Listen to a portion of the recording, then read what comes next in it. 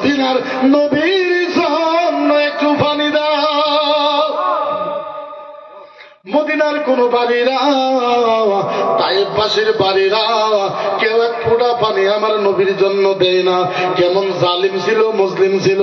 সবাই এক কথা বলেছে। আবু জেহেল বলেছে নবী পাগল, উতবা বলেছে নবী পাগল, সাইবা বলেছে নবী পাগল।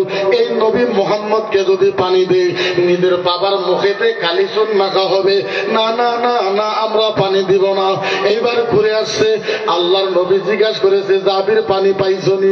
জাবির বলেছে ইয়া রাসূলুল্লাহ, যে নবীর জন্য এত সুন্দর দুনিয়া পাইলাম, আজকে তায়েফ পাশে ওই নবীর এক গ্লাস পানি দিল না।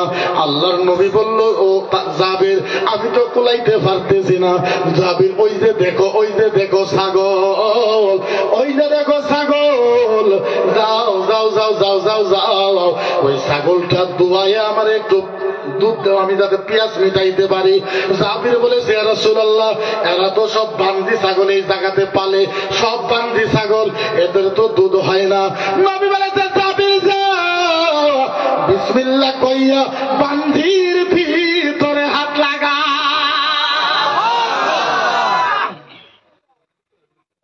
জাবির বলেছে ইয়া রাসূলুল্লাহ, আপনারা এমনি এত মারছে, আরো যাইমো যদি গাখির না বাড়ায়, এরা তো আপনারা আরো মার।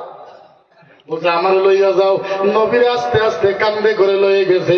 এইবার যাই ছাগল চড়াইতেছে, তারা বলেছে ও ছাগলওয়ালা ভাই, দিবানি আমার এক গিলাস গাখির এই ছাগলের ভিতর থেকে। বলছে আবু জেহেল বলেছে তুই পাগল, আসলেও তুই পাগল। যেই ছাগল জীবনে পিয়াই না, ওই ছাগল কেমনে করে গাখির দিবে? নবী বলেছে আমারে হাত লাগাইতে দে। বলে দেখো মুহাম্মদ, যদি গাখির না বাড়ায় তোমারে কিন্তু আবার পিটন দেওয়া হবে।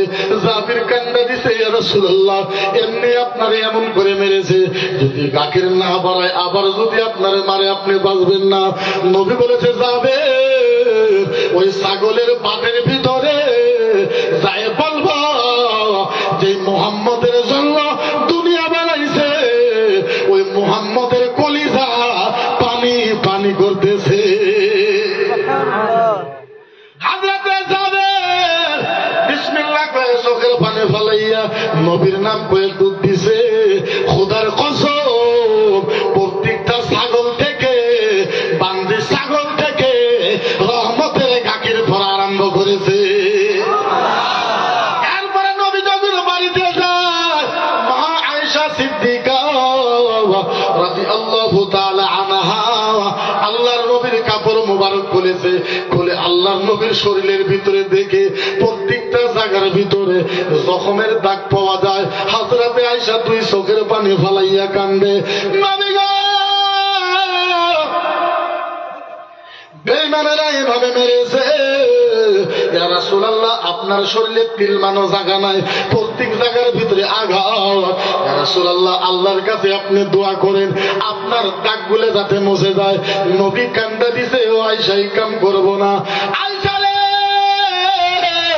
ও আয়েশা, আমি একটা একটা দাগের বিনিময়ে কিয়ামতের ময়দানে কোটি কোটি উম্মতকে জান্নাতে নিবার দাবি জানাবো। তাইলে বলেন ওই নবীর পক্ষে মুসলমান কথা কবার দরকার আছে না? না, জিকির করে